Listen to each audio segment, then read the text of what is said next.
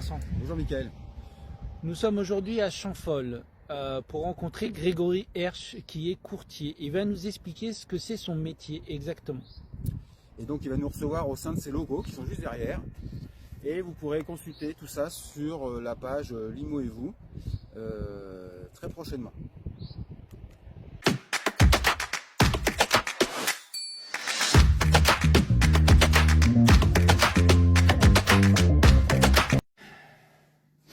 Bonjour à tous et bienvenue dans notre podcast immobilier.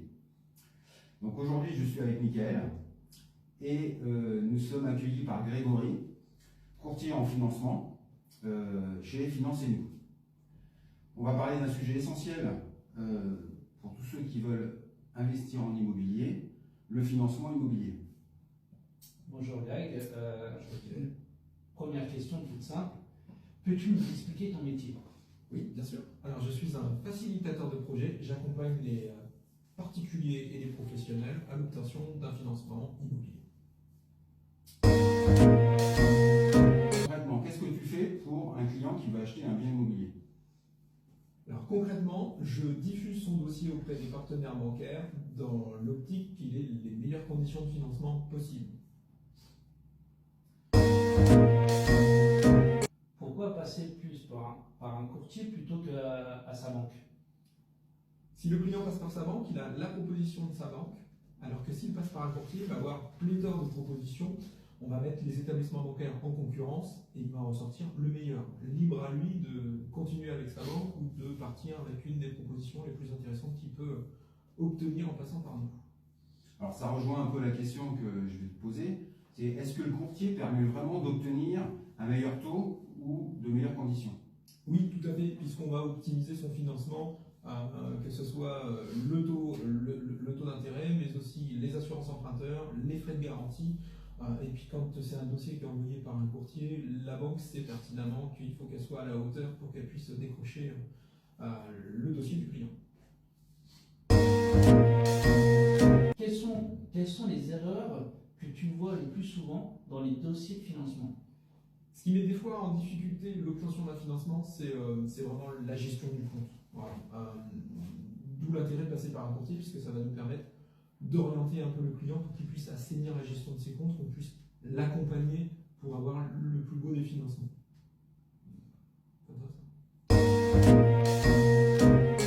Comment un acheteur doit te contacter? Avant de chercher ou après? Alors l'idéal, c'est de venir avant d'acheter, puisque ça nous permet de définir une capacité d'emprunt. Il sait qu'il va pouvoir se projeter sur tel ou tel bien. Ça ne sert à rien d'aller visiter un château si on n'a pas les moyens de pouvoir accéder à la propriété. L'idéal, c'est vraiment en amont.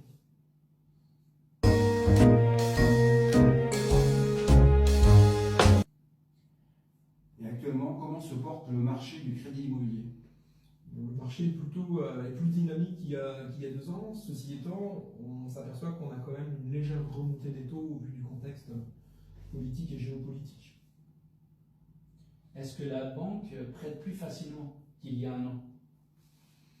Depuis 2023, la problématique des taux d'usure, on n'est plus concerné. Et c'est vrai que les banques rejouent le jeu de nouveau. Le robinet du crédit n'est pas fermé. Donc, si le dossier est bon, on y va.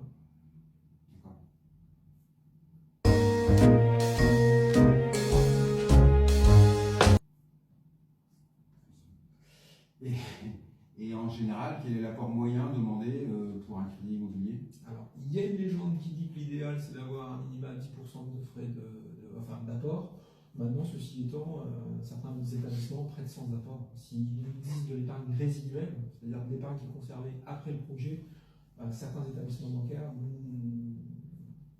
n'imposent pas d'apport. Après, l'idéal, c'est vrai que c'est d'avoir un apport, ça nous permet d'ouvrir le projet à tous les partenaires bancaires.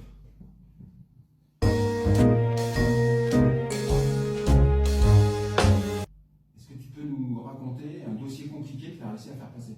Oui, alors c'était un dossier pour du locatif. C'était un dossier qui avait été présenté une première fois et on était un petit peu au niveau de l'endettement. On a pu regrouper les prêts qui étaient existants de sorte qu'on ait réduit les mensualités de prêt, donc dégager de la capacité d'endettement. Et puis on l'a représenté dans un second temps. Et là, on a réussi à avoir un financement.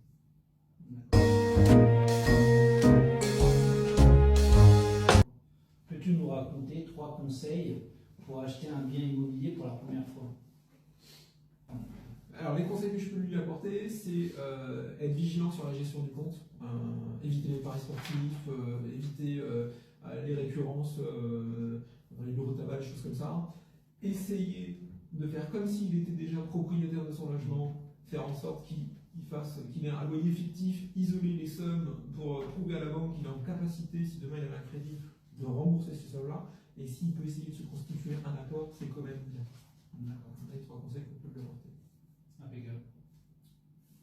Merci Greg en tout cas pour ces conseils et merci d'avoir passé du temps à nos côtés. Avec plaisir, monsieur. Alors, si quelqu'un veut te contacter, Oui. qui veut joindre Financez-nous, comment il fait?